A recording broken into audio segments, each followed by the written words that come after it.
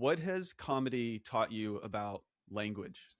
Oh, that's a great question that I've never been asked in all these years. I I think one of the things in terms of comedy is that language can make or break a a joke.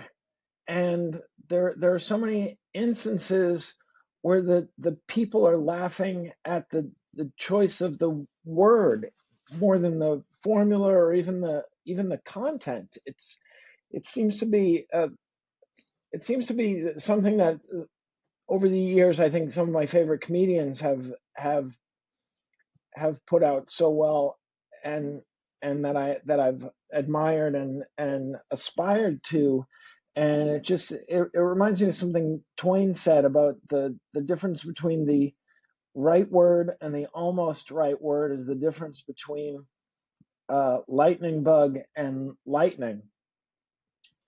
And I think that's such a great way to put it, because I can point to so many specific jokes. I mean, one of the jokes that I always loved to tell was about how a friend of mine had described Hitler's atrocities as Hitler's shenanigans, and and that made me laugh. And then I had so much fun coming up with other words like hijinks and tomfoolery and ballyhoo, and it was just one of my favorite jokes to tell. And then sometimes you use a term like I use in one of my jokes, ne'er do well, and so ne'er do well gets a laugh, and then you deconstruct ne'er do well and ask how often do well, and that's another laugh. So for me, my comedy is a combination of diction, and then there's a lot of, well, it's not all diction, but a lot of the things are based on word choices, and sometimes just how I pronounce them, but mostly the choice of the word. And then the other aspect is the interrogation of the words and the sort of underscoring the choice. And I I've I think it's a lot of fun for somebody who loves words. I think that all my favorite comedians sort of have that in common, is their love of words. And I don't consider what I do wordplay, because I don't I rarely care for a pun. I think it's more word. I think it's more diction and analysis. I don't know, word use rather than play. I don't I try to avoid puns unless it's just a one that I think, oh, this is sort of elevated. But it's easy to write with puns. It's hard to write the words. I remember my friend who passed away several years ago, named Rick Harris. He was a wonderful comedian, and he said that people love to hear words they forgot they knew. And so if you can use that word that people forgot they knew, it's it can create a little bit of magic. So if you say a word, and sometimes it's an elevated vocabulary word, or sometimes it's a word that is anachronistic, sometimes just a word from the, like Norm Macdonald and Conan O'Brien are really good at using those old timey words and making you laugh. And so that was a really important insight that Rick gave me when I was young and writing and sort of finding my voice. It's this thing with comedy or art in general, where you want to, the easiest way to find some guidance in terms of content and approach and style is to try to be the comedian you would want to see. There's that expression, write the book you would want to read. So that was sort of one of the guiding principles when I started doing comedy. It relieves you of having to think like an audience. You just think of, well, what would I like, rather than what will they like, and no one is just has the obscure interests that would make them singular. There will always be an audience if you're being yourself, I think.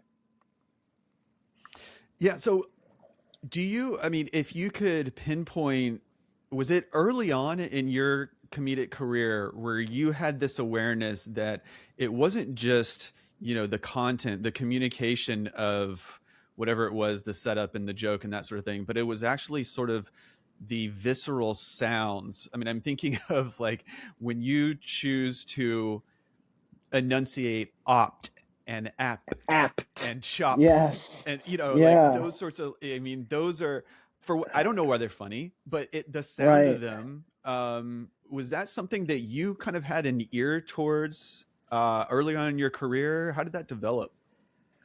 I think I it's a great question. I think part of it is trial and error, and also if you spend a lot of time thinking about what you're writing, you'll want to bring some variety into it. And also there are different ways to stress or underscore, because these things aren't written in order to let the audience know what they should be paying attention to and what is important. And then the great thing with writing comedy is that you have an audience who is giving you feedback on whether this is working. So I I can't imagine that I pronounced every syllable, which there's only one syllable in apt, um, and turn it into a two or three syllable word. I can't imagine that I started doing that right away. I think it probably may have been the third or fourth time that I did the joke, because the joke is not absolutely reliant on that word. But I remember seeing this interview with the late comedian Richard Jenny early on, and he just broke a comedy down into the most basic idea. He said, what you're trying to do is say things that bring about laughs as frequently as possible, something to that effect. So if you can get a laugh on the way to the punchline, if you can get it within the setup, then you're getting more laughs than if you just waited for the punchline. And so that it's interesting, because there that's sort of an idea of form, I guess, which is that the joke is in the punchline, and it doesn't have to be. And you'll notice that some of your favorite comedians are funny along the way to the punchline. I had heard that idea um, vocalized over and over again, or at least once, but I remembered it, and it made perfect sense to me. It's sort of like when you listen to a good songwriter, in terms of one of their things is rhyming, and when the rhymes get more complex, and there's internal rhymes, and there's slant rhymes versus exact rhymes, and it's a very interesting little process. And I've never found anybody who is actually able to discuss joke structure with any clarity. They claim that this one and that one, Jerry Seinfeld and Jay Leno, they're joke doctors, and they know the structure. And I'm just like, shut up. None of them.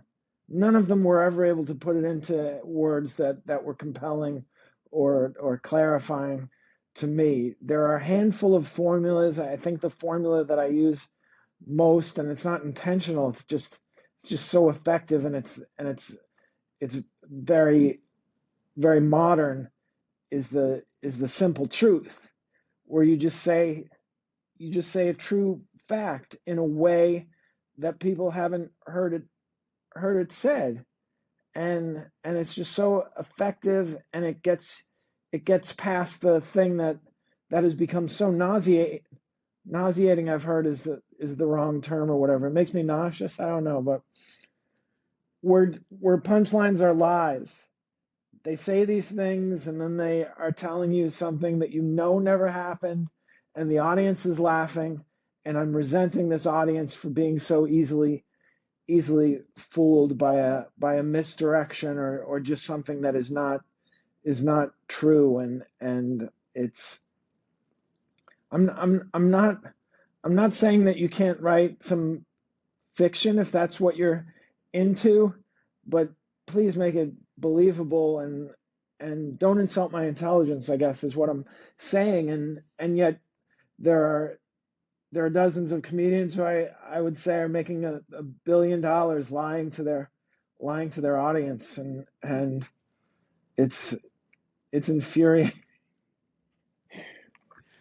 Okay, so I want to come back to that. There's so many questions that I have after that, but so I want to I'm like putting a pin in this in my head for a little bit later on. But one thing that I want to scratch out a little bit is, in writing what you're writing and going for a laugh, I have to think at this point in your career, you're like a laughter sommelier. You can analyze what this laugh means as opposed to this laugh, the quality of a laugh, the sort of almost the viscosity of a laugh. So I'm wondering, like, when you're up there, can you tell the difference between an audience, almost like really authentically putting their heart in, and an audience kind of going along with the comedian, either in your experience or like when you're witnessing other comedians? What's the character, a chuckle and a chortle and a guffaw, these subtleties of laughs that either you're going for and maybe you want to go for this one and that one? How do you think about like the quality of laughter that you want from a joke? Oh, that's a really interesting question that again nobody has ever asked, and I know it is a thing that some comedians will claim. I remember this one comedian telling me that there were more laughs coming from women at my shows because of the way my mind was working in a certain way that was more appealing to women. And I would say, I think I was being polite. I I think that there is more comparison of laughter within a single audience than there is night to night.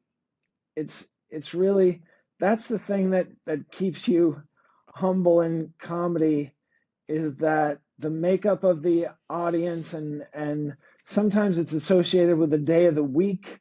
I know that a Friday night late show is notorious. It's very rare that I've had a good show, a good second show on a Friday. It's rare. The audience is usually a little bit more drunk or a little bit more tired. And but the other thing is that the audience that I get now is pre um there's they've been self-selecting, I guess, in some ways, that I'm getting audiences that are familiar with my work. So they're going to be a lot more similar night to night than the audiences at a certain comedy club. To me, the audience is not a monolith, but I think that there's a that I can say after one show, well, that felt like a certain type of laughter overall as a whole than the next night, where the audience seemed less cohesive, or had a different level of appreciation for the types of jokes.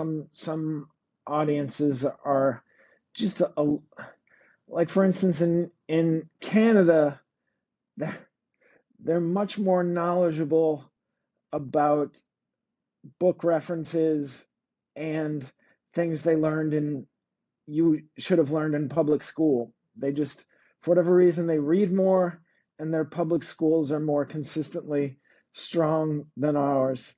And the same in when I did London, England.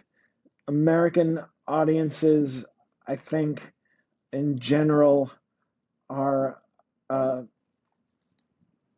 just a little bit. I always notice that the closer I am to a college I couldn't have gotten into, such as Duke, the better the audiences are. So, and it's incredible because the the the best audiences and where I wrote most of the Great Depression was on the basically on the campus of Harvard University in Harvard Square. So that was the best audience. And then I wrote a lot of stuff here in New York and in Brooklyn near NYU and whatnot, and those are schools that I couldn't have gotten into. So I hate, it sounds snobby to say certain audiences are smarter than others. I don't think that's the case. I think certain audiences have more similar interests to me, and one of the main things I use is language, and for some reason a love of language and goes hand in hand with a love of reading, and I make a lot of references to books and school a lot. So I think that's what's going on there. I mean, I don't think that audiences in America are dumber than audiences in Canada. I just think that audiences in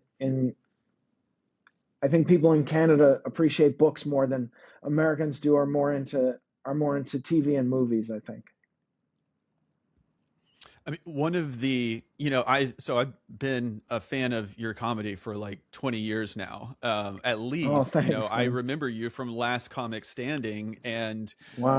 and on, and then the tour with Dane Cook, and then the specials afterwards. And I mentioned to you when we met that I saw you at Helium with Todd Glass in Philadelphia, and that was like Yes. 2007, and then the specials Yeah. after that in this economy. So it's been, and I think throughout this whole thing, I mean, part of what I've loved about your comedy is at least this aspect of going, oh, this guy has similar interests to me and is not afraid to put them up there and to incorporate them in something like comedy.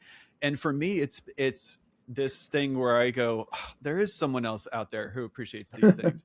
And so at least from like an audience perspective, that's something I gravitate towards and have so appreciated over the years. And I can imagine that probably feels amazing to have that as part of your expression on stage.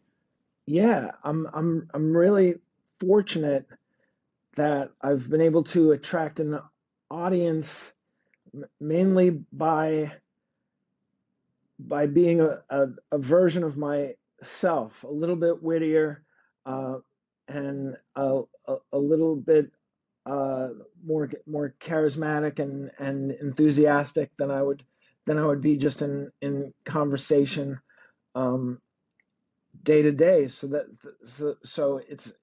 it's very fortunate that my my idea of what I wanted to be as a comedian intersected with enough people where I can go around from city to city. Not everybody gets that, so I'm very grateful. And the interesting thing about comedy is that the more fans you attract, the easier the job becomes. To go to a regular mainstream comedy club any night of the week, I have to make adjustments and compromises to what I want to talk about, and I can't. It's very difficult to get very personal because the audience didn't come there to feel and see you be vulnerable. They came to laugh and be entertained. But then you attract a certain audience that wants to know you a little bit better, and and that's just, you have no control over that, really. I was very fortunate that Patton Oswalt happened to share a set that I had done on Conan O'Brien, which intersected with a lot of people's um, idea of what is funny and clever and sort of quirky. And it was just this joke I had worked on for. I met this woman at a at a talk I gave, and it was in a it was in an it was in a place that displayed art, and one of the pieces was one of hers, and she showed it to me, and I said, how long did it was like mixed media, and it looked like a lot of work had gone into it, and I said, how long did this take you to make? And she said, all my life. And then she said, of course, not all my life, but basically the what went into this is are things that I've been learning and gathering and crafting my entire life. And I felt like my joke about abbreviating the states was sort of like that, because I had first, when I was in second grade, I'd gotten a book about the states, and they had every different little thing about the state, what the state bird was, what the state capital was, how many residents, um, and also what the abbreviation was. And they had just changed it to a two-letter abbreviation. And when you don't have a lot of books in your house, you read them over and over again. And I had read this so much that I had memorized every state capital. And one thing that I had noticed, it was harder to memorize than I thought, because so many states started with the same first two letters. Like any state that starts with new starts with the same first two letters, and so I remember thinking at that age, this wasn't easy. And then when I started doing comedy, you're trying to find a way to make anything you can think of funny, and I tried to do that, and it took me until literally 20 years in until I was able to figure out a mechanism for making it funny. And that's the way I would say most of my audience came to me. That was the sort of the gateway to developing an audience and making this viable after a really long time of really struggling year to year in show business. I have to guess that that was a scary approach to take in the beginning of your career, because so I'm thinking, for example, the conversation that you had on Pete Holmes's podcast, and you talked about there was a type of Boston comic when you were starting out that you, neither you nor Pete, but especially you, did not quite fit into, which maybe at the time you thought, oh, this is not going to give me the sort of, audience and leverage that I need to accelerate the career. But it seems like in the long term, obviously that's the right play. But I can imagine that's really difficult to see starting out, because it's not a given that eventually you'll get to like where you want to get. Am I right on that impression? Yeah, totally. I mean, the one thing that I would say worked in my favor was that I had a reverence for comedy and good comedy that I was not willing to sacrifice in order to get laughs and then in turn make a living, because I think that was a race early on for a lot of comedians, including myself. I didn't want to have to keep doing a whole bunch of jobs during the day that was keeping me from really putting in as much work as I wanted to in comedy. I mean, I was very disciplined about writing and preparing, but the fact that I was frequently doing a job most of the day that was difficult sometimes, and sometimes actually very helpful, I think, when I was doing substitute teaching. But it was, I guess it was that idea that if I'm going to do this, I'm going to do it the right way, and I want to do right by this art form that I revere. And so it may take longer, but the idea of originality, it wasn't like I had an art background and I had read how important originality is. I just sensed I got a tattoo by this man who is a really great tattoo artist, and he offered to give me the tattoo because he liked my comedy work, but also he said, I want to discuss art with you. And he said, why is it that we want to follow and adhere to the path of what he called them, the serious ones? And I said, oh yeah, the masters, the immortals. He says, why do we want to please them? Why do we want?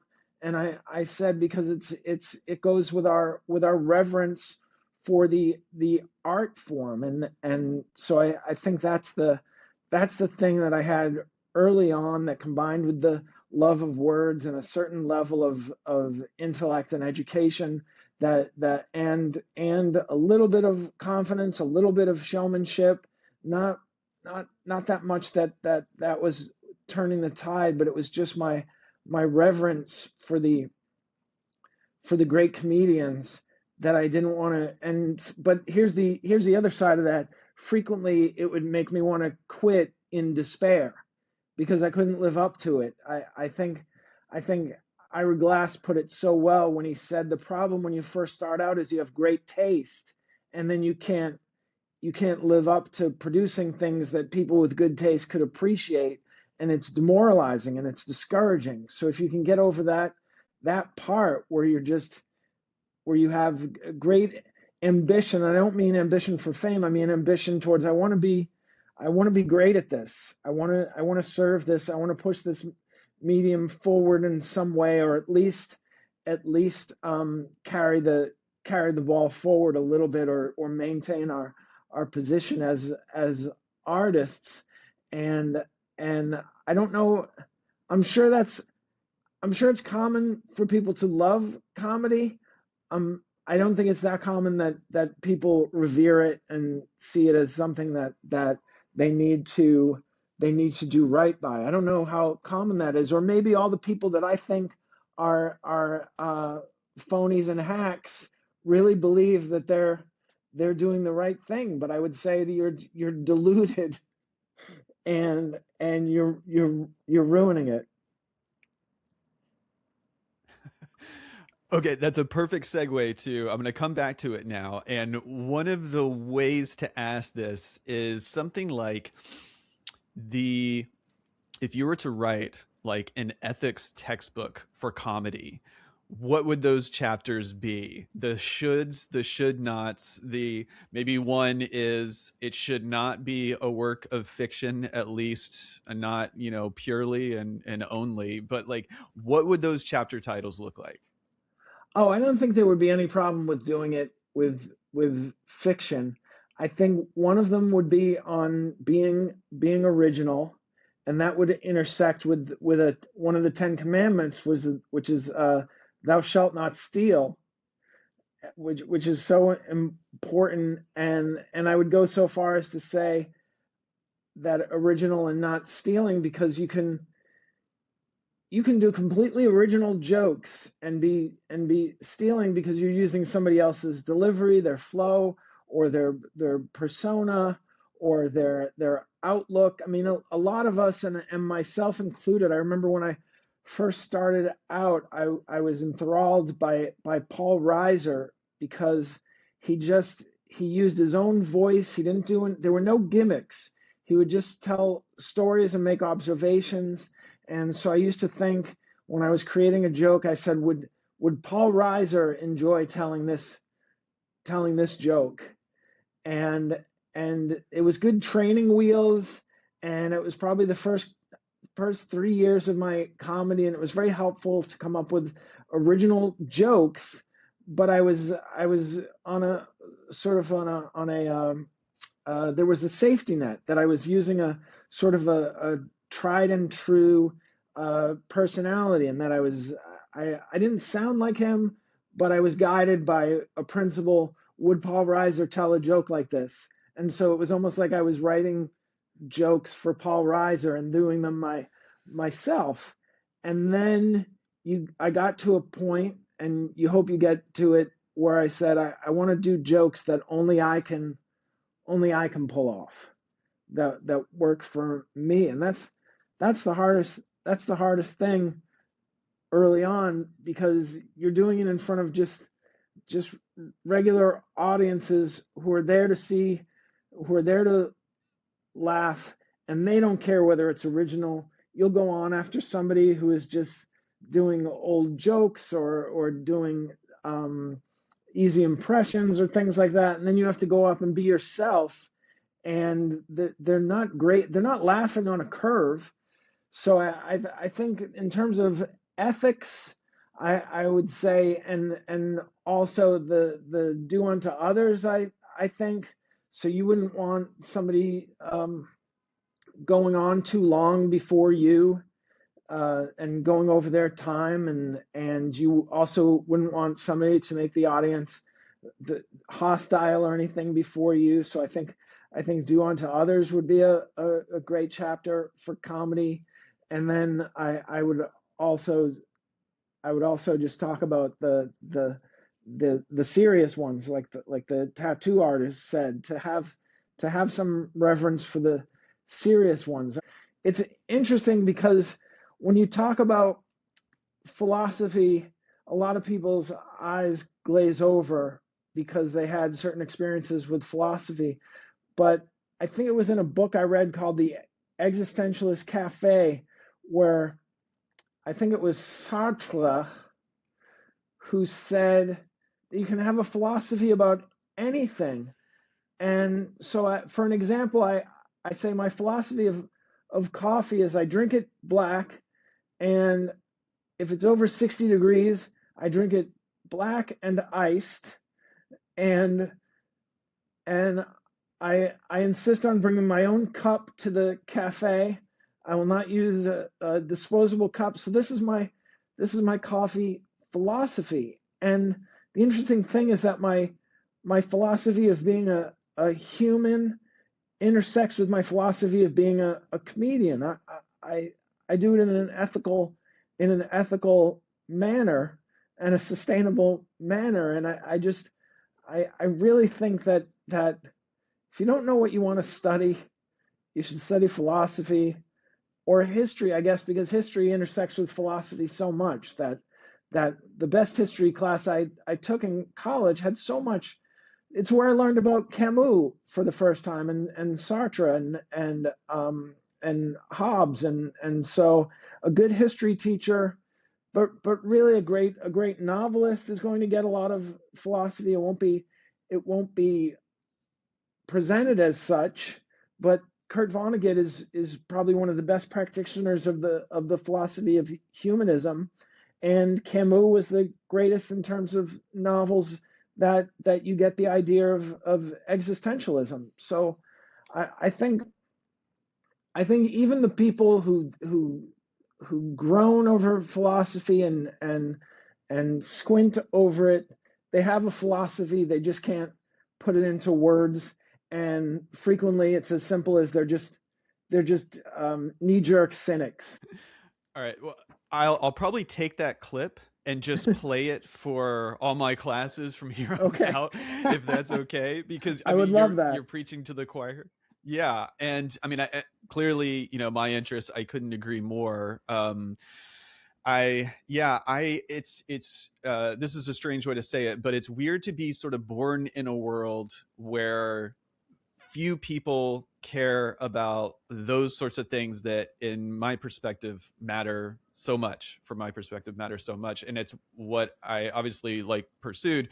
And it's sort of like this, at least for me, this journey where I'm reading these things, and this is slogging through a lot of material, obviously, like for years and years, and then I kind of turn around and be like, hey, isn't this cool? And I look around, and most of the world's going like, no, not really, not interested, not really.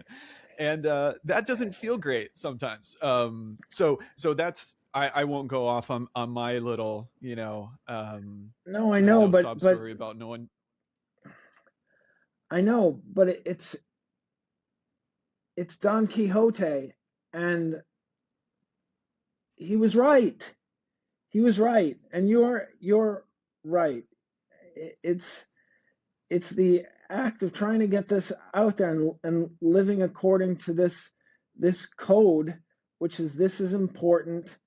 And I don't think I could have done it if I never got any audience who found me funny. I would have withdrawn. But I was I was really, there was nobody there to see me for so long, for probably the at least the first 10 years, and then there were a couple of years because of Last Comic Standing where people were there to see me, and then that evaporated as quickly as it had come. And then there were so many years where it was just night to night. There would be a section of the audience that I was getting across to, and there were certain wait persons and club managers who were getting me, and other comedians, and you just have to find comfort in that and solace in that. But it's very frustrating, but it's noble in the way that Don Quixote was noble for tilting at windmills. And I wish, the thing is that you never, that I think it was Nietzsche who said you needed to, and I found out this through Vonnegut, not even through Nietzsche, but that you could only understand life backwards, but you had to live it forwards. And that made so much sense, because if I was 19 again, I would study what I wanted to study, not something that I thought would get me a job. I would study something that I was passionate about, or I would have gone right to the open mics and started doing comedy. I just think that 18 years old is a strange time in a young person's life to choose what they want to do for the rest of the time, for the next 50 years or so. And I think the idea of studying philosophy first is helpful, because I've been thinking about this so much lately, that if philosophy was called How to Live instead of philosophy, if it didn't have the baggage of all the cynics and the pessimists saying that philosophy is going to keep you from earning a living or whatever, then I think people might be more prone to take a course in how to live.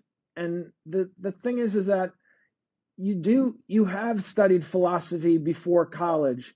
You were just studying the philosophy of your parents or your favorite teacher or a peer you admired, and you weren't even able to put it into words. My parents' philosophy, my mother was a cynic.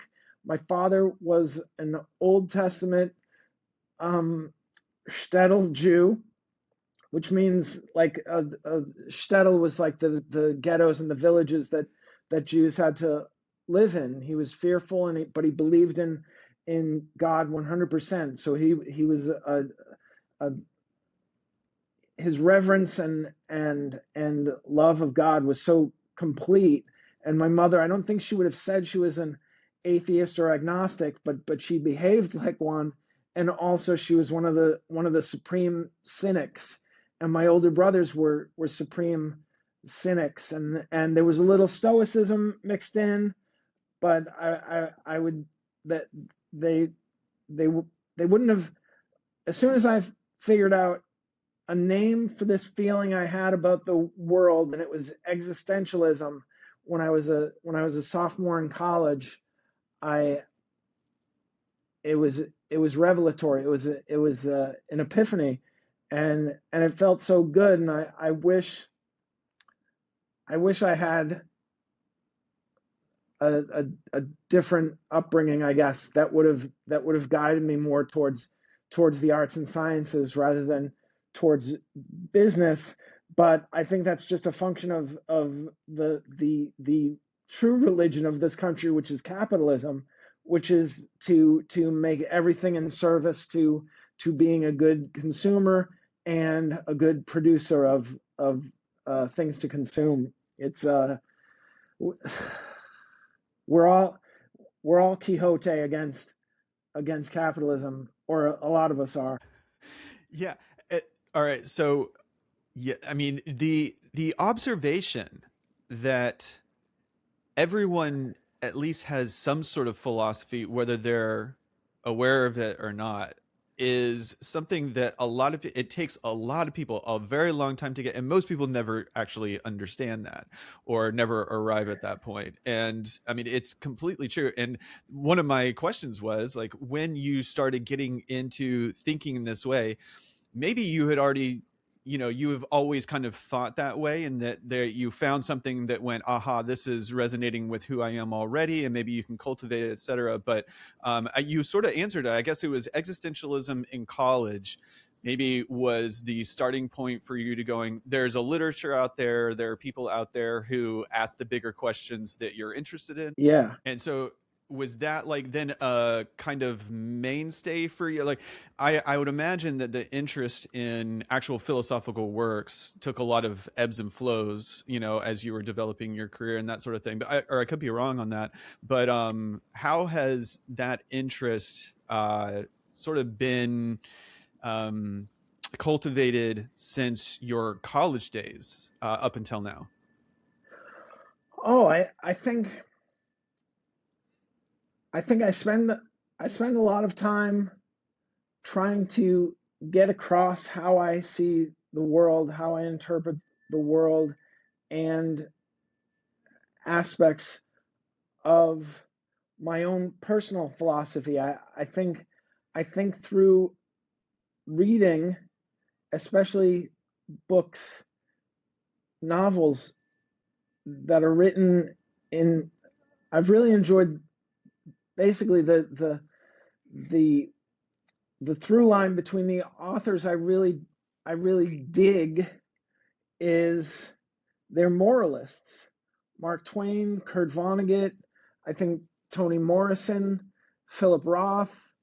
I think Zora Neale Hurston and I, James Baldwin. I think these writers are really getting their philosophy across and explaining to you how the world works. And there have been a handful of comedians who are really great at that.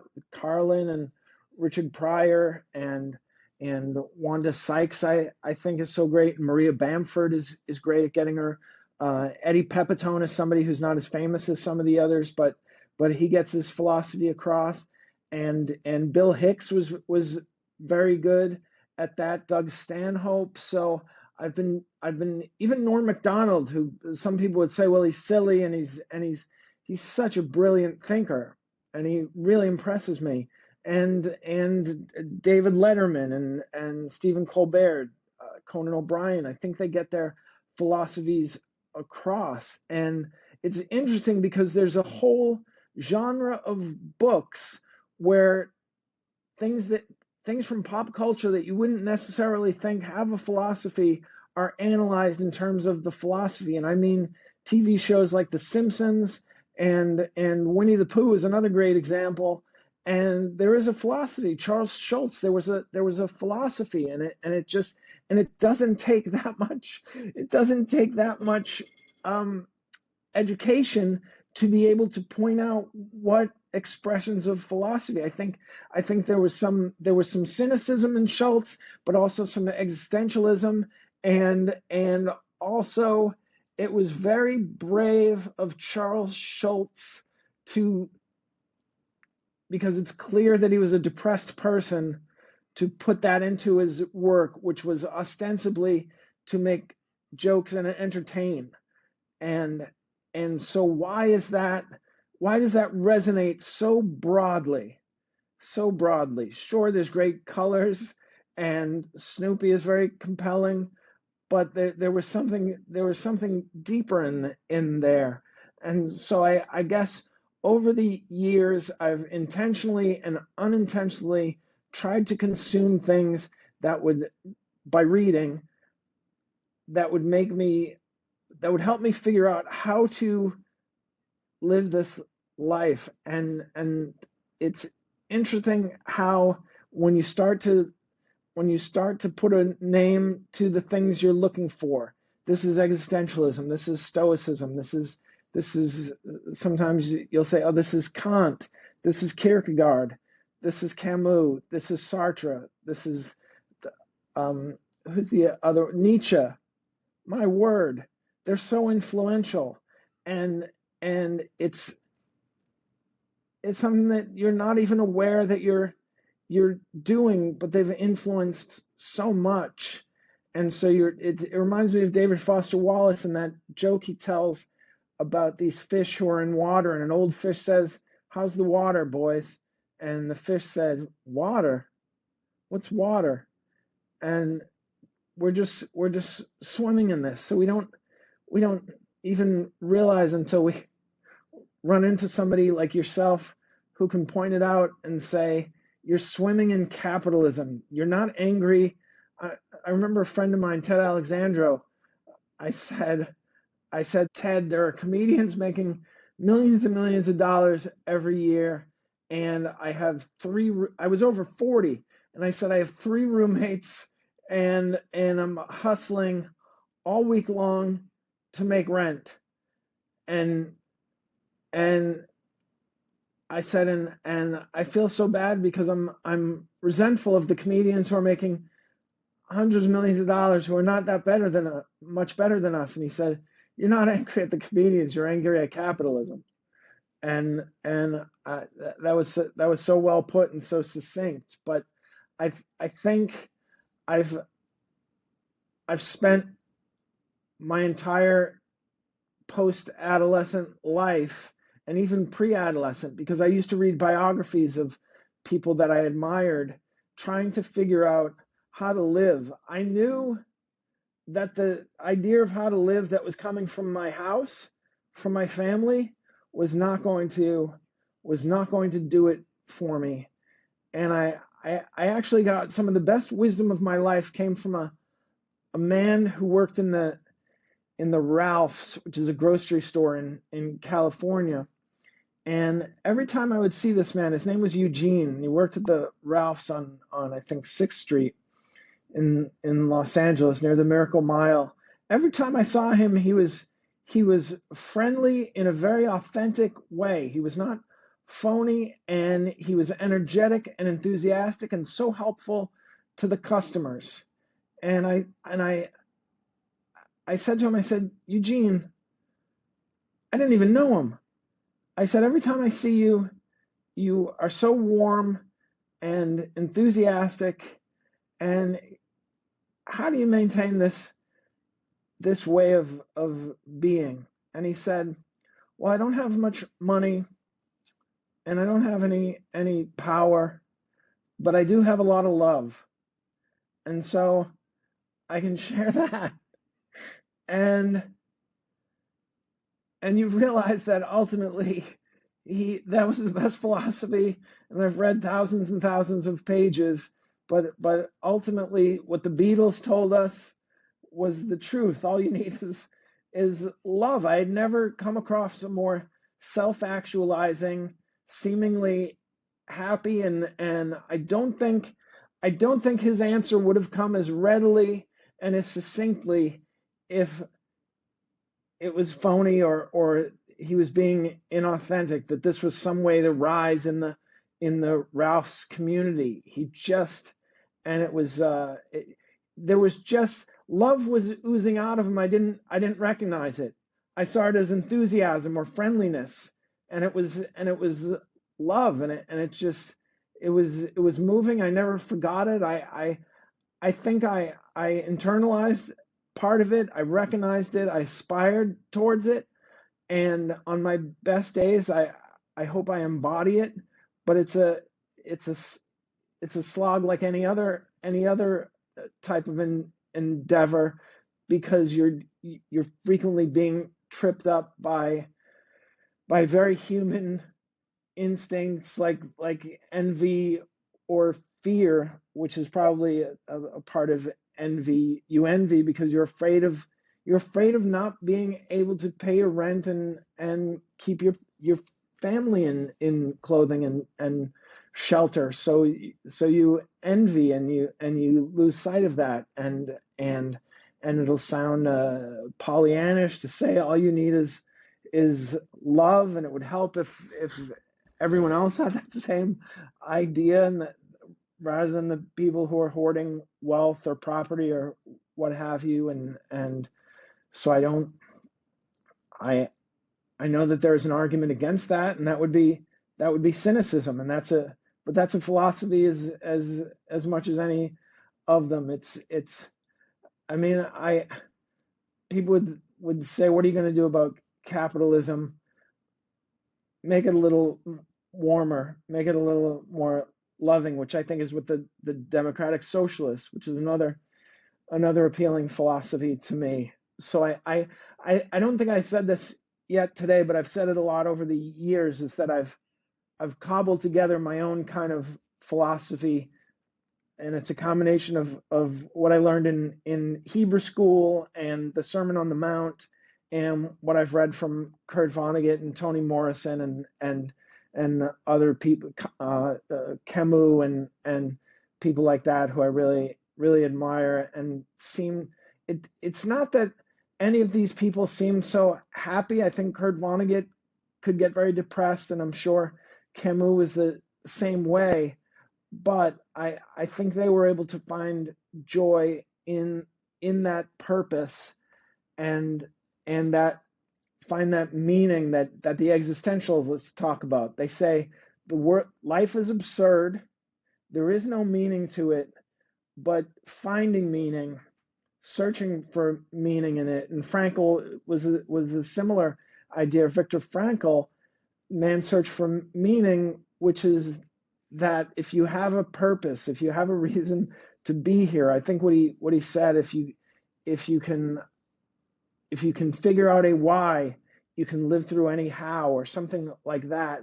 And I so coming across that was more valuable than any of the nonsense my older brothers put in my head growing up about working hard and picking the right partner and things like that. It was all nonsense, and a lot of it was fear based and cynical. So I guess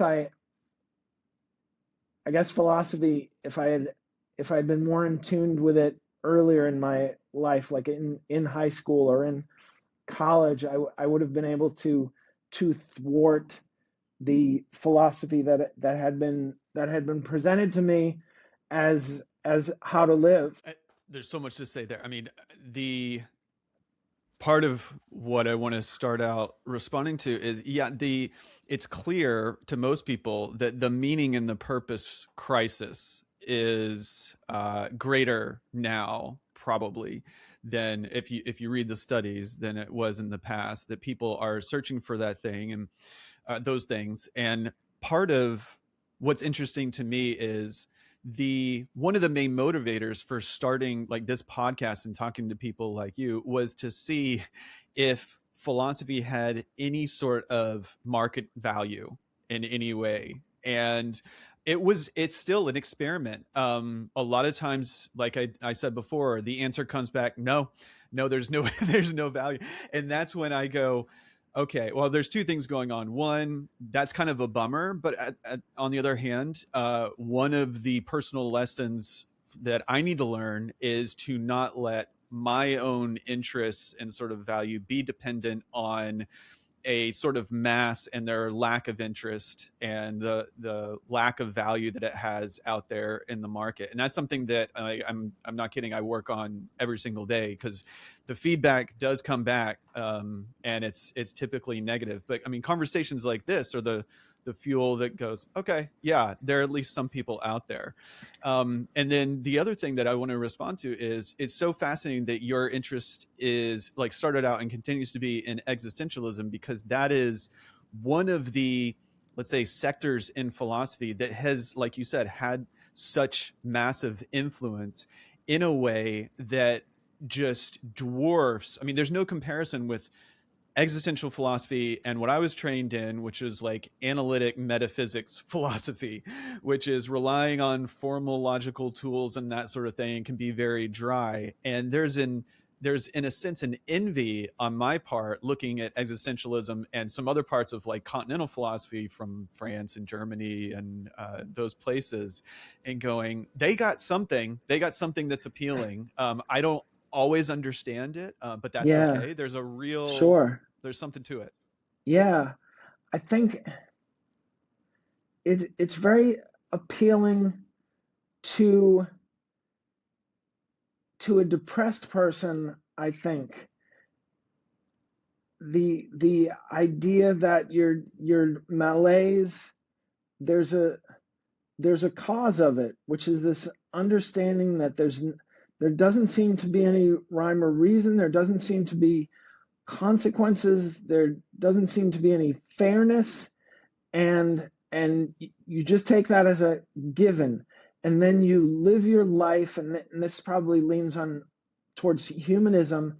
You live your life however you want to, and the humanists say behaving in a kind and just way without any expectations of rewards in the future, that there's not a God who's going to send you to heaven. And I feel like, and it's interesting because I was being taught philosophy in high school, but it was called English class. And it was because we were studying Thoreau and Emerson. And I think it was Emerson or Thoreau, and I would get them mixed up a lot, said, whoso be a man must be a nonconformist. Boom. That just, it really just put into a sentence something that I had instinctually thought of over the years, that I did not want to be a part of the mob, the crowd, wear what everybody else was wearing, listen to what everybody else was listening, and it wasn't a prideful rejection. It was more of a, I don't want to follow the crowd. I don't necessarily want to lead the crowd either, but I want to be authentic. And it's funny because I got that philosophy ingrained at Gordon College at a basketball camp where the coach said you should be a leader, not a follower. And the followers were going to be the ones in your school who are going to do drugs, and they're going to seek just pleasure and not want to work hard at basketball. And so I thought, well, that is something for a kid looking for some self-esteem, that that is sort of, it's it's it it was an oasis to be able to say that my instinct to not wanting to fit in was actually a valuable thing, and it was noble. And then you're given that encouragement, and you lean into it, and so that's, you may not be popular, but you'll be yourself, and eventually you'll realize that that's an ongoing aspiration, and really the one of the one of the main objectives in the under the umbrella of how to live, to be yourself. You're said, the problem is they usually put just in front of it. Just be yourself. It's not a just, it's aspire to be yourself. And all I can say about that is, well, I hope I'm getting there. I hope I'm getting there. I'm 55 years old, and I'm more myself on stage and off than I ever have been. But man, do I ever claim to have seen a movie that everybody else has seen that I haven't, just to keep the conversation going, and not stand out. So I mean, that's a small thing, but I think I think it's just this, the idea of needing to put a a value on philosophy is such a bummer, and so entwined with our real philosophy, which is capitalism, which, my word, is it powerful. It eats all the other philosophies. And every once in a while there'll be a valiant attack on capitalism, whether it's Scrooge in A Christmas Carol, the ending of A Christmas Carol, or It's a Wonderful Life, or Death of a Salesman by Arthur Miller, or Parasite, the Korean film. These are attacks, and capitalism just shrugs it off. Does not. In fact, it gave Parasite an Oscar award for its attack on capitalism. That's how comfortable capitalism is in its dominance, but there were times when the conversation we're having right now would, and hopefully it still happens on campuses, but it would happen at dinner tables. And I'm sure it does happen at certain dinner tables, but mostly what people want to talk is about what they're watching, or who, yeah, or who was on the American Idol, or what have you. And it's such a bummer, because I'll hear my family say, "Oh, who has time to read?" But then they'll talk about this TV show they had binged. So you spent 14 hours this week watching this mediocre claptrap. They don't have time to read, but they are up on Dancing with the Stars. Okay. So, a couple of responses. That's a great line, by the way. My first response is I want to get to, in particular, keying off your comment of you being yourself on stage. And I want to talk at some point about Grandiloquent and Misfit. Both I thought were brilliant. So maybe we can, and depending on your time, you just let me know when you want to mention, bounce those ideas back, and sort of key off on those two things. My part of the way to get there, it was interesting because you were referencing how to live, sort of the ethics, maybe even like intersecting with like the good life, those topics in sort of moral philosophy, ethical philosophy. um, I've always thought about those downstream from metaphysics, sort of the nature reality. And I'm wondering how much do you, is that a subject within philosophy that you have been interested in? Just the either in continental philosophy, it seems like that's sort of where Yeah, you're most comfortable, is like the continental philosophy part, and that's going to mean metaphysics is going to mean something a little bit different in continental philosophy than it is in analytic philosophy. But I'm wondering, like, your view of the nature of reality and that sort of thing, is that also an interest, or are you more at home in like the sort of moral ethical uh I'm register? I think I'm comfortable in moral ethical register because of the terminology and nomenclature I can digest. When you say metaphysics, I get a stomach ache, because it always trips me up when I try to read, say, the Myth of Sisyphus, or at the Existentialist Cafe. They will bring up three words that always throw me off, which is metaphysics, ontology, and epistemology. And and they don't seem to be consistent in how they're, so the thing I keep saying to myself whenever you say metaphysics is, the nature of being, which I've also heard to describe ontology. What does it mean to be? And it just seems so abstract, and it's the thing that has tripped me up in philosophy since the beginning, which is this abstraction that I have. It's ironic, because one of the things that I find so difficult with discussing depression is that it's very difficult to get it across to people who are not doctors or haven't suffered from depression. And so it's the lack of a consistent terminology.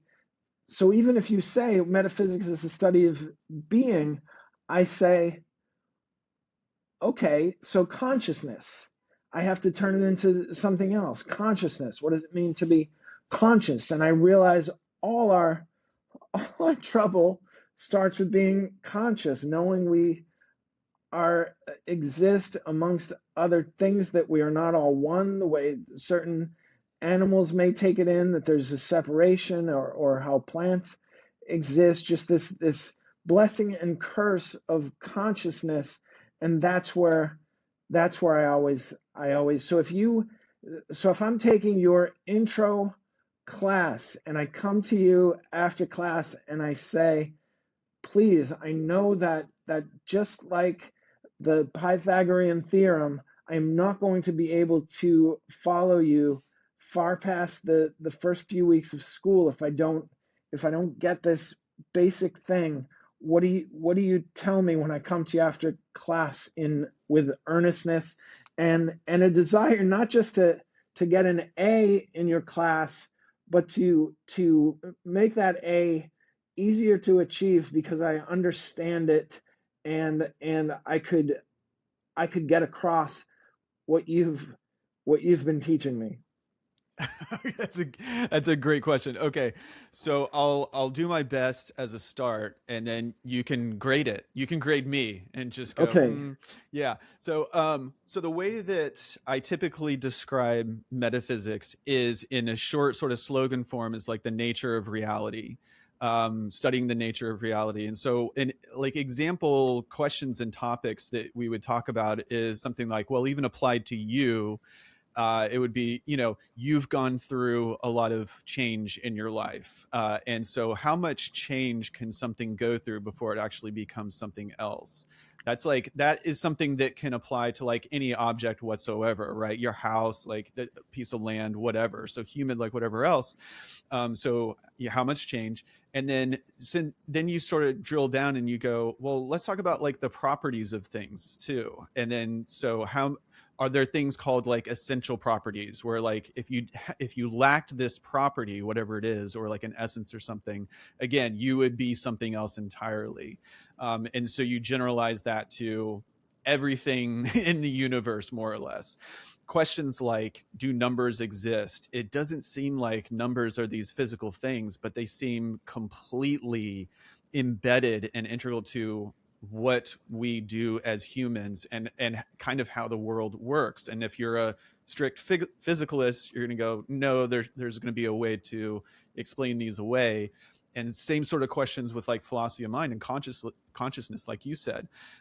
It seems like, is the mind, is consciousness, can you reduce everything that's going on inside here to just something physical? That's a metaphysical question. Is like, what's the universe made out of? Is it just only physical things, or is there more? And then obviously the intersection with God and His existence. And so those are some of the things that like we talk about in like an intro class. It obviously gets much deeper, and then the continental philosophers, just like you said, are going to have, and I'm not a specialist in this at all, so at a very general level, they're going to be talking in the ways that you described about the difference between existence and being, and we talk about that as well.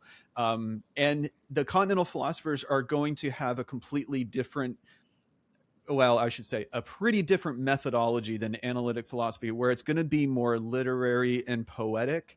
And sometimes that seems to obscure clarity while still getting that kind of, I don't know, relatability to it. And that seems to be the trade-off between like the analytic side and the continental side.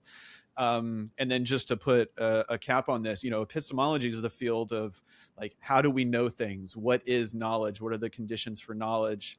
And the different ways of knowing things. It seems like we know mathematics in a way that's different from knowing like the physical properties of this microphone, and knowing you as a person, acquaintance knowledge, or knowing a skill like standing up in front of an audience. And so how do we sort of like decipher those? So that's a first stab at least getting those distinctions. And then, sorry, one more. Ontology is sort of like the inventory of things, right? So can you list the things that are included in the universe? Would you include numbers in your ontology? Would you include God in your ontology? Does God have a sort of separate realm of ontology than like creation, let's say? So those are some of the questions that are asked in each of those fields. Okay.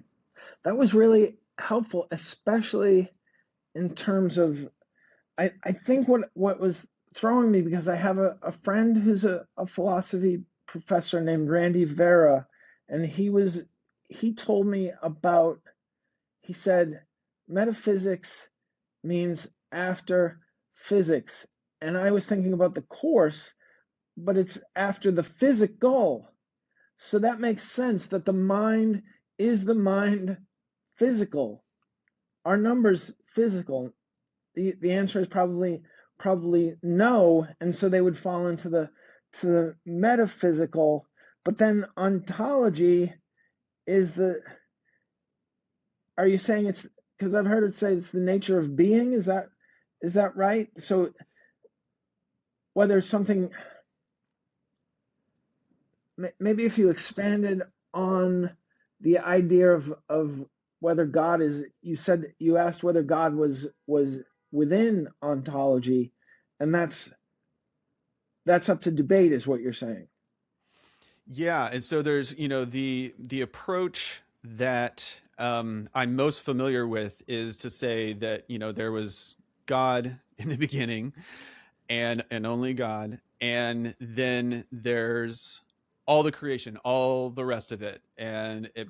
I mean, for my like, probably includes numbers and probably include like anything else that's not God. That's going to be its own. So the way to think about it for some people is, do you draw a circle around God and creation and everything, or let's say God and everything else, or is there like one circle which is God and then this entirely other circle, and there's a relatability there, and that's just a frame, that's just a heuristic device really to help you think about it, Yeah, but maybe it tracks with, again, sort of like the metaphysical reality and the ontology out there. So I like to think about an ontology as like kind of the inventory. If you were to take an inventory of like what's out there in the universe, in the world, like what would you include and what would you exclude, and the weird question is, whatever you exclude, then what are we referring to? If we like Spider-Man, we don't include that. Well, if I told you like Spider-Man is this being with a cape and can fly and can shoot, you'd go, no, no, no, no, that's Superman. And I'd go, okay, how can we distinguish between two things that actually don't exist in those sorts of puzzles, I oh guess you could say. wow, interesting. Yeah, that is interesting. I mean, I remember one thing from my history class was the idea that existentialism was a response to the idea of essentialism. And that blew me away. That blew my mind, because they were saying that, and I don't know if this was universally applied, but in this case it was about ethnicities. So they were saying there was an essence to different types of people, whether they be Polish people or this, and and just being in, and I imagine it had something to do with just the multiculturalism of Europe eventually, was that there's no essence to any group I've encountered. I have found a version of me within every ethnic group, a person who has similar interests, similar outlook, similar philosophy, and so that really appealed to me, that we could negate or reject essentialism, and existentialism could be a tool for that, to say that you are what you do. I mean, here's something so absurd, and yet it's genius, was that the movie Total Recall with Arnold Schwarzenegger is just an action movie with a lot of fighting, grunting, shooting, and violence, and yet it's one of the best examples of existentialism, because at one point the mutant that was actually looked like a fetus coming out of another man says to this character who's been trying to search for his identity, and the brilliance, I'm sure, comes from the premise by Philip K. Dick, who is a science fiction writer but also has a philosophy. And Arnold Schwarzenegger says, "Who am I?"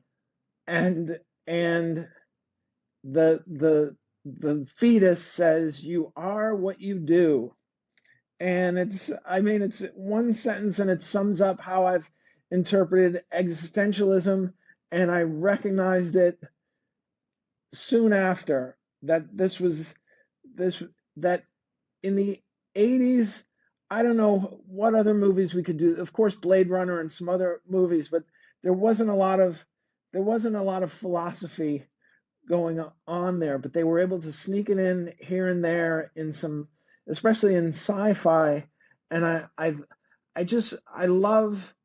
It's sad that we have to sneak in our vitamins through brownies and whatnot, but it is a um, it's a noble effort to try to sneak in our philosophy through novels and good films. And I don't think Total Recall is an especially good film, but if the only thing I got out of it was you are what you do, and that it's your actions that is who you are. You're not a you know. I remember the professors saying you're not a failure, you're not a loser, you're not this, you're not that.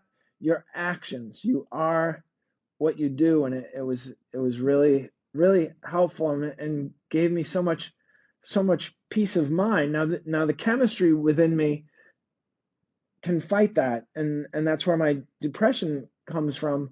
But when I'm in my right mind, it it brings me great comfort. And I mean, it's interesting because once you start looking for it, you'll find it in a lot of your favorite music and your favorite films and books. And to me, and I'll say this in a there will be exceptions, but part of me thinks that it's not good art unless there's a philosophy in there, and either one that you invented or one that you're simplifying or making more easy to digest. And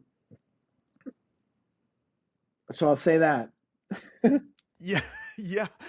At least that's the kind that that I gravitate to for Yeah, sure. I mean, I'll give you yeah. one example. I'm watching Pluribus right now. Have you seen Oh, any? yes, yes, I, you know, I, it's tickling this part of my brain where I'm going, "Thank you." Yeah, like yeah, the sort of philosopher, what kind of possible worlds can exist out there, and you can show me this and go, well, this is what it'd look like, and the writing is brilliant, and the storytelling and everything. I still don't know what's going on. Has just been so fun. And that's this, I mean, just to take one example, but just like you, yeah. and I get the sense that you are a regular consumer of culture, music, shows, movies, the right kind, yes, but you seem very aware, going Sure. back decades, probably to high school or even before, Yeah, of the music trends, the movie trends, and that sort of thing going on. Is that right?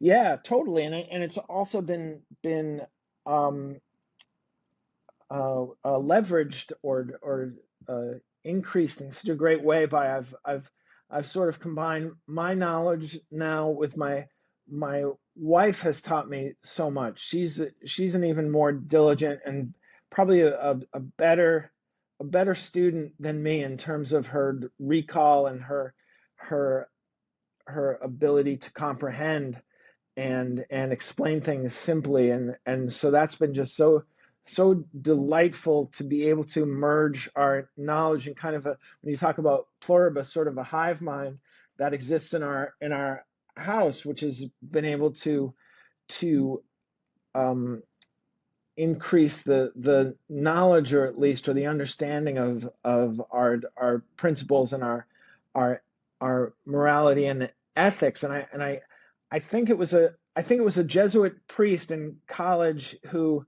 I went to him when I was having difficulty in a relationship, and he said, son, the most important thing you can share with your partner are values. That is more than more than being attracted to them, or his values. And luckily I intuit not intuited I internalized that, and it became a I I would say that everyone I've been involved with has have had similar values to me. And that's very lucky, because values can evolve, I think, but they very rarely change. There are very few of those road to Damascus huge changes after you've gotten married.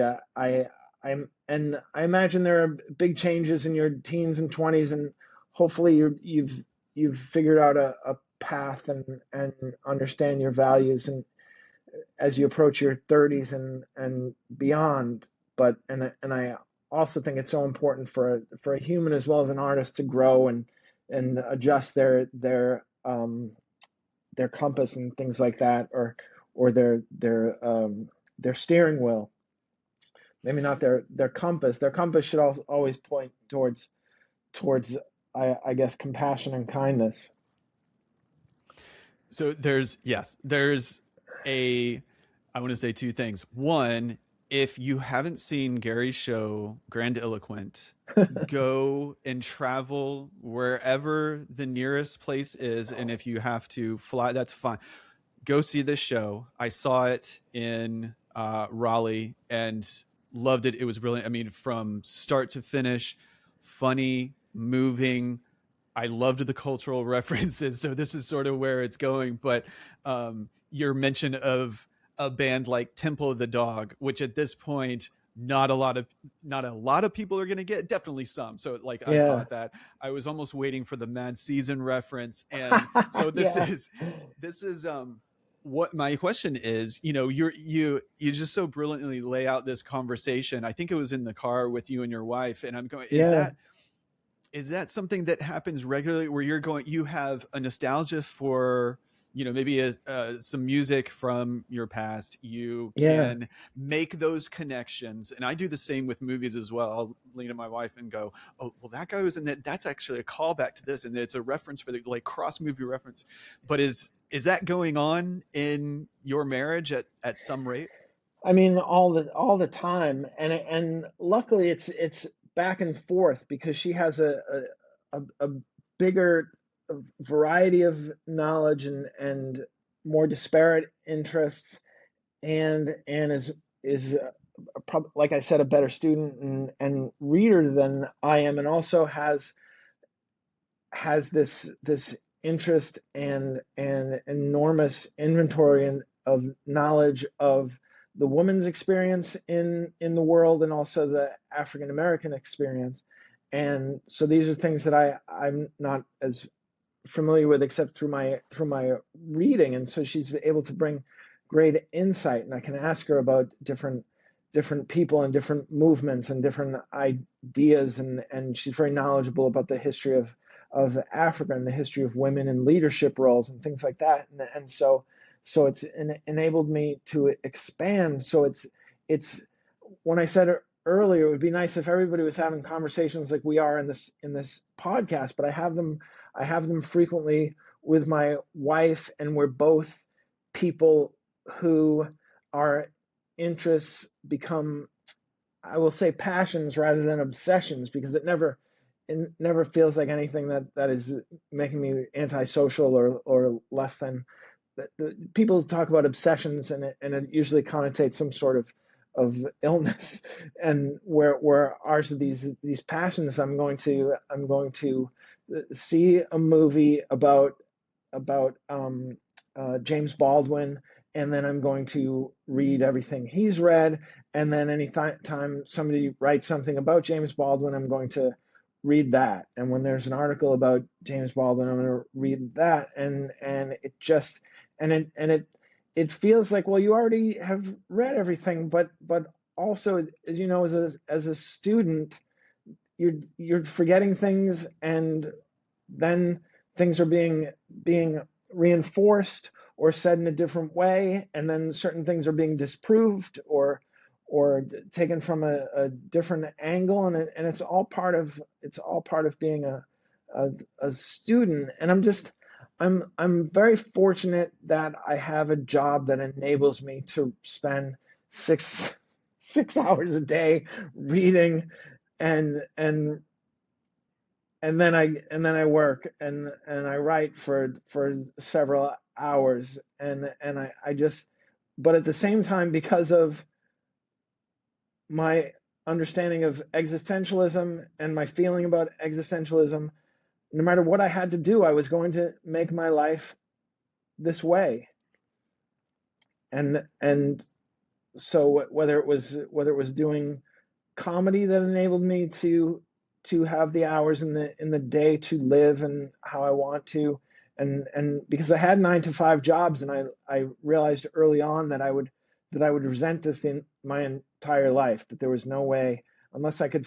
When I was teaching, substitute teaching, I thought, okay, this is a valuable way to live a life, to make an impact on people, but after this, anything short of this will not be enough for me to feel that I'm I'm contributing and living up to my potential as a human. So I hope I'm not taxing too much on your time. I would love to talk about Grandiloquent and Yeah. Misfit. Do you have time? Yes. Okay. So, like I said, Grandiloquent, brilliant show. I loved start to finish. I want to ask you, though, about this, your book, also brilliant, Misfit. So go get that. However, whatever form you love, please go get that. And my question is, these seem like, so you have the stand-up comedy, you have Grandiloquent, which is a one-man show, definitely has elements of stand-up, of course, and then you have the book. So what sort of, were there transferable skills, non-transferable skills in each of these endeavors from your stand-up comedy career? Like, how did you approach these two projects in the first place, given your experience with writing stand-up? I I think they're very memoir is very similar to the type of stand up I do, or I've grown to do, because I used to just be a straight on observational, did you ever notice, and it was personal in that I was trying to find things that only I had noticed and only I cared about in the way that I cared about them. And then the Misfit book was trying to, you you try to get your voice onto the page. The issue I imagine for a lot of writers is that they're trying to find their voice on the page first, and I sort of had found it on stage and said it out loud so much that it was a little bit easier to um, what is that word that they always use, reduce into writing, and to make clear, this is what I sound like, this is my approach, this is my style. And but it also enabled me to be a little bit more literary, wait a little bit longer to set up things, understand that a reading audience is going to be more patient than a stand-up audience. So it enabled me to write in a different way. And then the thing is that descriptions on stage in a joke, people really don't care. They don't really care to give you sensory descriptions unless you can make that funny, unless you can find the right analogy, the right metaphor. And so it's a little bit harder to spend some time describing something on stage than it is in a book. People can either rush through your description of the scent of the night in 1977 in your neighborhood, but if you're going to do that on stage, it's going to take a little bit more effort. If you're able to bring that funniness to the page, then you've got something really, really special. So I had a lot of practice in doing stories on stage, so I understood intuitively the nature of building suspense. But it was still a challenge. And I always say to people that are in some sort of art, to be over your head is a really good feeling. You don't want to be too far over your head where it brings you despair and complete anxiety, but to feel like, to feel a few times during the project, I think I bit off more than I can chew. I think I should think about not spending this advance that I got for the book because I'm not sure I'm going to be able to finish this. That's it. You should have that every once in a while, and you should also make sure that you have somebody who believes in you. In addition to yourself, you should believe in yourself, and you should think back on times when you thought that way, that you weren't over your head, and you were able to persevere. That's a great thing that comes with age, a certain wisdom that comes with age, and that you've felt a certain way so many times, and you can point to certain things as simple as tying my shoes. I thought, how do people tie their shoes? How do they zip their coats? And then before I know it, I'm literally doing it without thinking about it. So I think that was very helpful. It was something that I was not fluent in, but I had a certain comfort right away in that I had done a lot of writing and I had told a lot of stories, and I think that was such a great experience and a great challenge to write that book, and then I got to kind of do it again in adapting it into a one man show where there are other restrictions and other requirements, and but it's still in effect similar to the writing of stand up or the writing of a book, which is to say, uh, show, don't tell. Don't don't take the easy way out by saying that you were anxious. Make it sort of find the metaphor, find the analogy, find the story to to clarify that. And so it was really a great experience. And then the other end is that you're connecting with a book because you're connecting with your audience because you're being vulnerable, and then you're doing it in real time on stage with a one person show.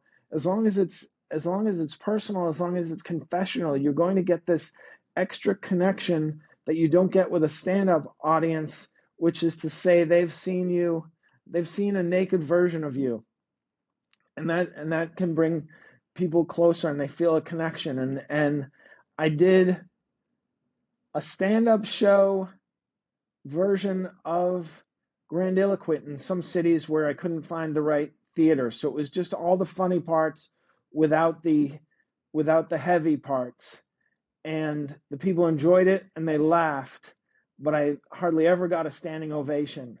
And I added the heavier parts, the more vulnerable parts, the sadder parts to a off Broadway version, and for did it 36 shows in 5 weeks and got a standing ovation at the end of it. And it wasn't a trick; it was just the people felt you had gone above and beyond what they were expecting in terms of comedy, in that you left them with a part of yourself. And it sounds sentimental or maudlin, but the it's a truth. That had to have been just so satisfying when you Yeah, added those and to see that. yeah. I'm also wondering, did you have Misfit in your mind and you were kind of compelled to write this? Did you have a selection of maybe a few other books and you chose that? Or what did the writing your first book feel like internally? Was it you were just compelled? Well, I think it was the writing down of all the things I'd either all the stories I had told throughout my life to explain what my life was, and then the things I had thought about and never talked about with anybody, but kind of shaped how I felt about myself and how I felt about the world. And so that was very gratifying too. And then also I had this great editor at Macmillan who was able to say, okay, this story is on theme. We won't need that story because you've covered that within this story. And do you have any stories about this to clarify an aspect of your personality or your childhood or your family? And I've figured out that I have a pretty good skill in writing on demand. In that, when I did the Great Depression, and when I did the Misfit book, and then when I did the Grandiloquent, which required different stories, if my collaborator, my editor in one case, and my directors in the other two cases could say, "Do you have any?" I remember my friend, the director Mike Bonfiglio, said, "Do you have any jokes about electroconvulsive therapy?" And I said, "No, but I can write some." And so I wrote some, and that's a great skill. It's a great feeling to, and it comes from confidence. I'm sure if he had asked me that, I hadn't done the ECT when I was younger, but if he had asked me when I was 35, can you write a joke about being hospitalized? I would say I don't really have the confidence and the skill, and also the audience I had at that time, which was just there to hear me say funny things about things that didn't belong to me, that that that would have been very difficult. It would have been very difficult, and it was frequently difficult to workshop the material in that became the Great Depression and became grandiloquent. It was difficult to do that at comedy clubs. I had to sneak it in where I could, and then trust my collaborators to say, no, that's funny, that's worth keeping, or it may never get a laugh, but it's important to say because it is. I get sometimes poignant, sometimes profound, or it's a necessary piece of information to get out there. Yeah. That's awesome. My last question, it's sort of in the vein of the how to live. And I heard you in an interview talk about when you were doing the press and the promotion for, I think it was the Great Depression. Yeah, that would make sense.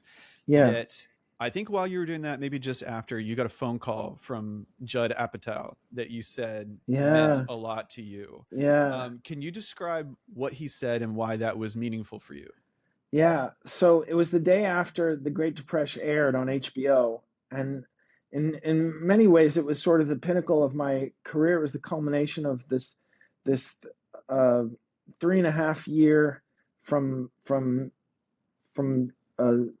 the beginning of a horrible episode of depression to my recovery to writing a show about it and then selling it to HBO and having it air on HBO and everything in between. And it aired on a Friday or Saturday night, and it was Sunday, and I got a call from Judd, and he said, "You're feeling hungover." He says, "You're feeling a little bit depressed. You're feeling, is that all there is?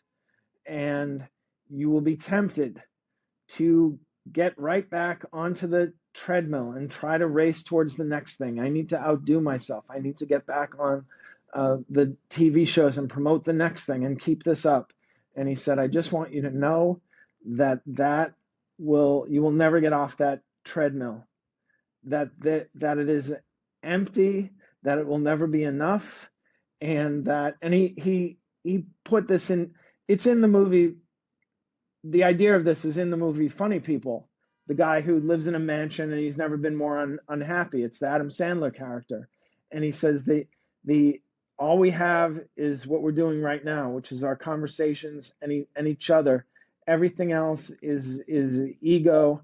And it was the best advice, and it was echoed by Amy Schumer, who knows about these things, and it was so helpful because I almost felt guilty for feeling down. And it was because there's so much excitement and you get so much attention when you're promoting this and when it comes out, and then it comes out, and your life is pretty much the same. I mean, I went on the road and I had many more audiences, and my connection was much deeper with my audience, but I didn't suddenly turn into gold, and every idea I had didn't turn into a greenlit film, and I was able to get offers to make a book based on it. So my life changed significantly, but it wasn't immediately, and it didn't change about how I felt about myself. I was feeling good before, and